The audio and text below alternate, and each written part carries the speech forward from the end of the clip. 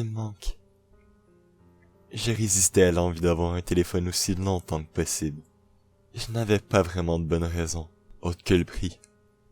Quand j'ai pris mon indépendance, je n'avais aucun moyen de me payer un forfait mensuel.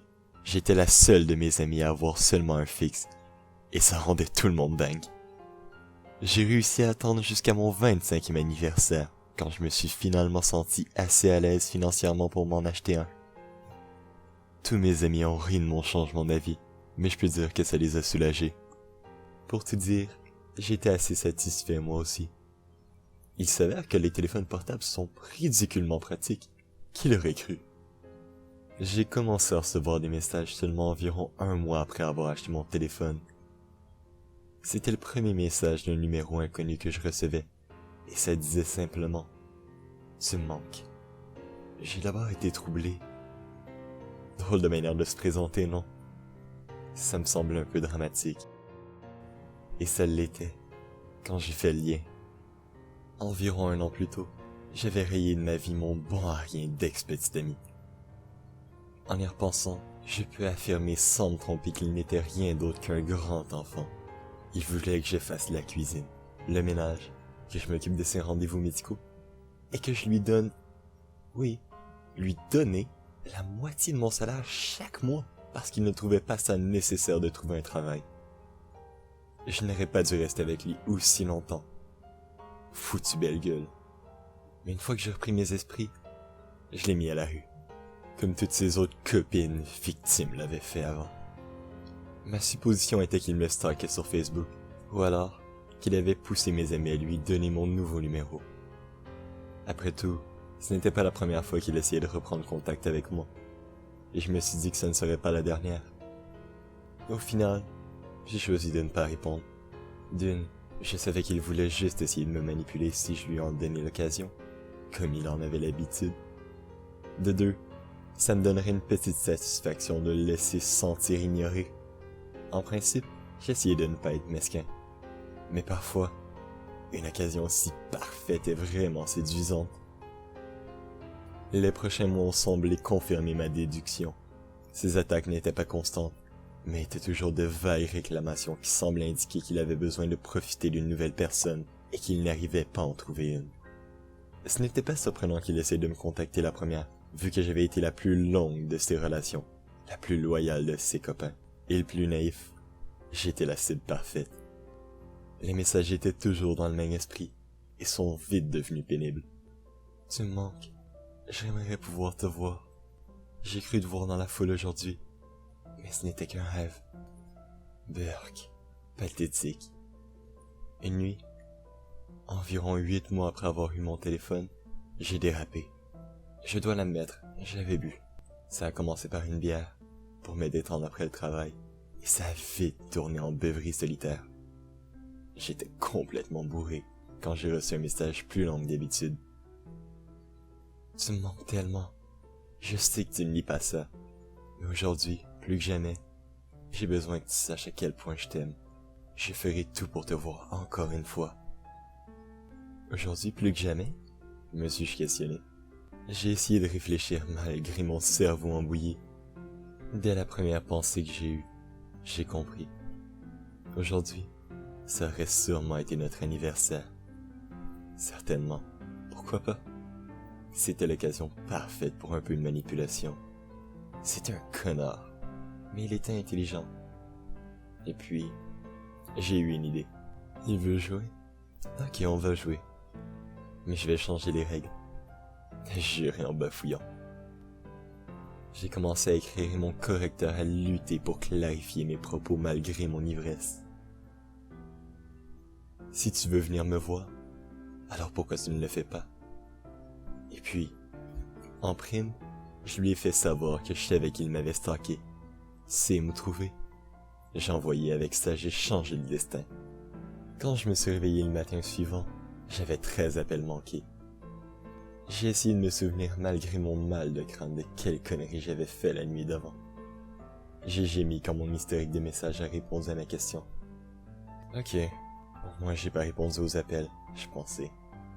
J'ai silencieusement prié pour qu'il ne m'envoie plus de messages ou ne me rappelle pas, mais je craignais de l'avoir simplement encouragé à continuer. À mon grand soulagement, il a arrêté de m'envoyer des messages pendant environ une semaine. Mon téléphone a été libéré de ses assauts. J'étais secrètement satisfait, félicitant l'ingéniosité de l'ivrogne que j'étais la veille. La semaine suivante, on a toqué à ma porte. Je l'ai ouverte et j'ai vu un policier avec un visage solennel et un uniforme bleu, se tenant parfaitement droit dans la lumière du jour.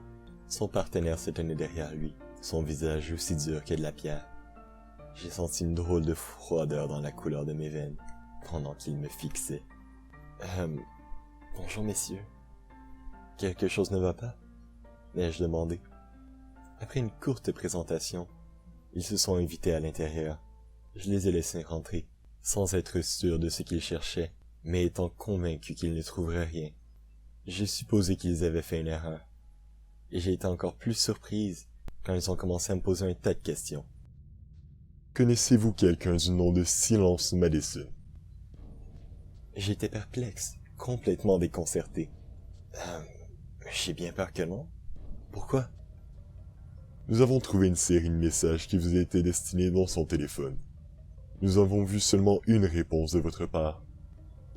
Le plus jeune officier a sorti une liste imprimée des messages que j'avais reçus suivie de ma réponse ivre. La réalité a commencé à me rattraper quand le vieil officier m'a demandé.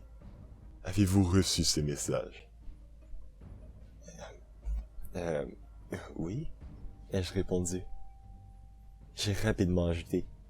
Mais ils venaient d'un numéro inconnu. Je pensais qu'ils étaient de mon ancien compagnon.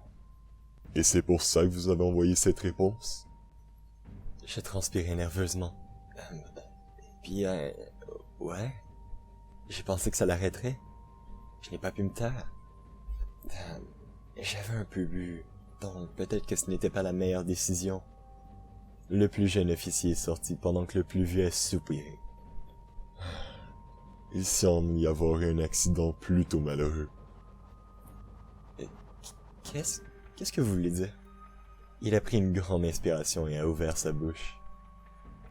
Silence avait eu une première année très difficile à l'université.